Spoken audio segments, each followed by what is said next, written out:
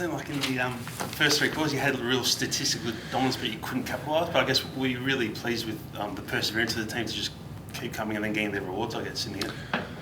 Game of persistence. That's where you sort of got to believe in the manner, in the way you're playing. Does it look like us?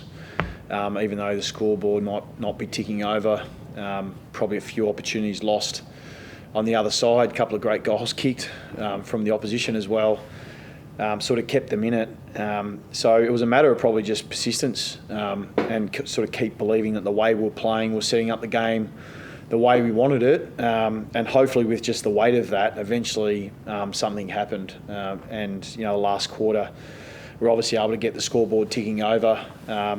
Probably put the game to bed a little bit further out, which is a nice point of difference for us. So that was a little bit different, but yeah, to be able to finish off the game strongly through just essentially persisting with what we needed to be able to do in the way that we were playing was particularly pleasing.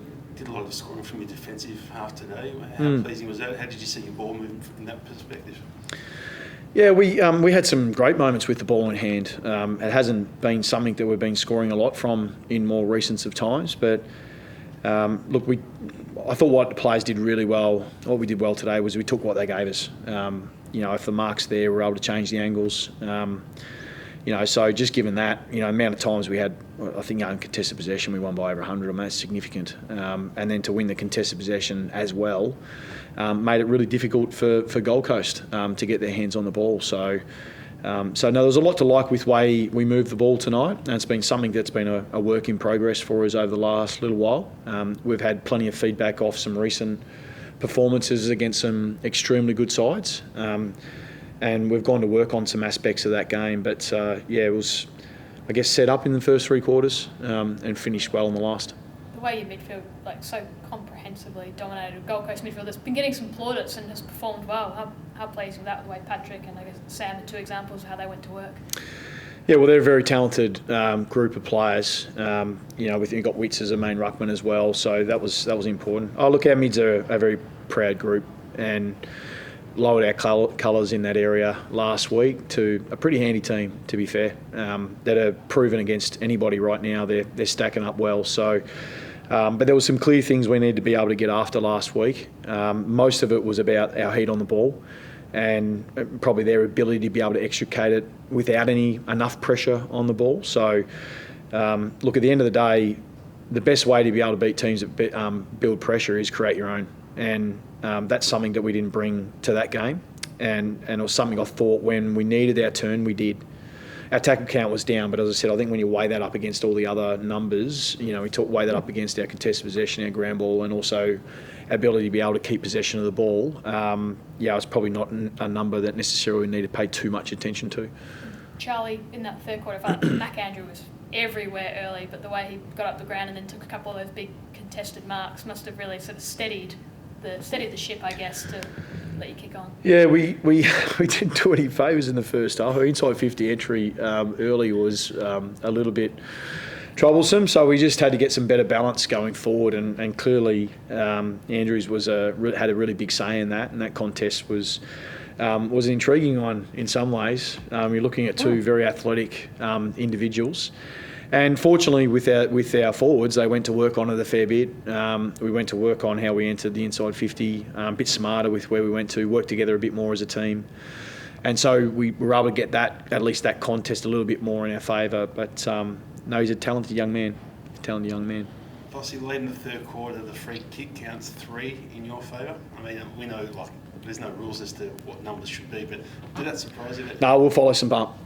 And I don't say that often. We'll follow some up. Yeah. I don't say that often. I've never sat in here, but we've got some things to follow up because either clearly we're not getting it right, or we're just we're educating it wrong. So we've got a couple of things to follow up. Just make sure we have clarity as well that we're seeing it the same way. And I don't sit up here and ever do that because I feel like most of it's all in our control, and I still firmly believe that. But it's our responsibility to get clarity when we're unsure, so we'll get the clarity. What sort of things are you unsure on? What sort of stood out? No, I'll wait and hold, and we'll do the right channels as well because this isn't about about sort of just focusing on that. It's about sort of taking our time, have a look through the vision. Let's be really clear. And we've always had really good discussions, so I can't see that changing. We'll just probably seek a little bit more feedback this week than what we normally have. We're curious because Damien Hardwick came in here and said for both teams, holding the ball's not getting called. He talked about how it can be dangerous in certain instances where the ball's not released or the free kick's not given and the tackles follow, that sort of thing. Is that one of those? Yeah, philosophically, I think it's a bit more philosophical. That's something we've raised before. Certainly, players being 360 in a tackle. There's an element where the player and the umpire can make that environment a bit safer with everything that's going on in the AFL. So that's been raised before. I know it's absolutely a talking point.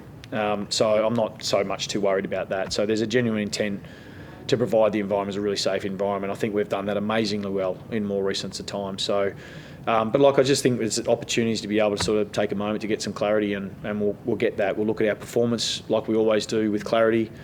We'll chase some things that we want to keep getting better at. We'll reinforce the things that we did really well today. And there's some great roles that were played today. Some changes that we got. Having Zach go forward and play the role he played. We sort of almost had a dual win today.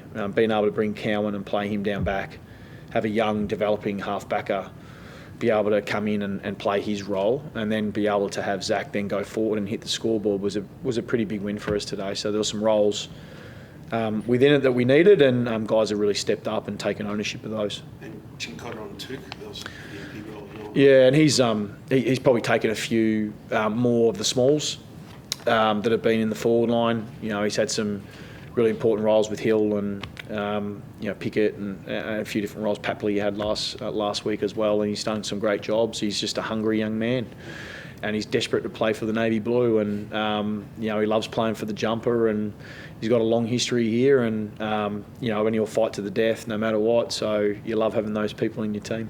Do you see him as like he's got the potential to become like your number one negator? Oh, he may, yeah. Look, I mean, it's, again, where the opportunities happen. It's a byproduct of some personnel that are probably not there, and it's amazing when you have some challenges, you find new opportunities, and there's a couple of guys that have sort of taken their moments and been able to get jobs done. So, look, we look at every game slightly differently. Clearly the challenges are always a bit different game to game, but we just felt like that was the best moving forward. Like, as you highlighted, they've got some great talent that are in their midfield, so you could have chosen probably two or three, to be fair.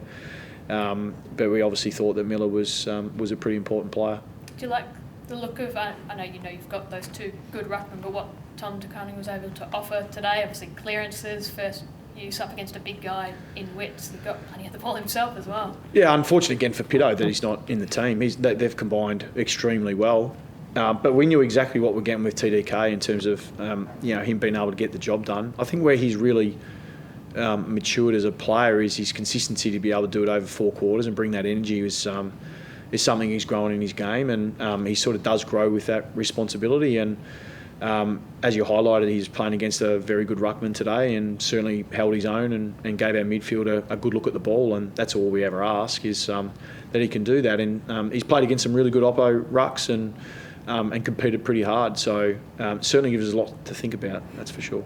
Jacob and Mitch, they seem to be battling a few knocks today. How have they pulled up? And Wares of the season. It's round 11, and obviously at this point of the time you're going to have a couple of little bang-up spots, and those boys had a couple. Obviously Weeders had the corky last week and got a little bit of a direct knock there again, so that's never nice when you get in the exact same spot. And then same with Gov, like he's obviously in the contest and got a bit sore, so he was managed a little bit, but he got through the game okay. So we do have a short turnaround, but look, it looks early days. Everyone else has pulled up pretty well. Anyone that might come back next week? Motlop got through the game and VFL, so that was a run that he absolutely needed. So he's the main one that stands out to me right now. So whether we go down that path or not, I felt like our group played a really good team brand of football today. There's a really good spread of performance across the group. Certainly when you looked at our game, I felt like you looked at it and sort of that's more us and the way we want to play, and we had larger moments. I'll be the grumpy coach and say I'd like to defend harder for longer. That's the grumpy coach, but I'm really proud of what we've been able to do today. Cheers. Thank you.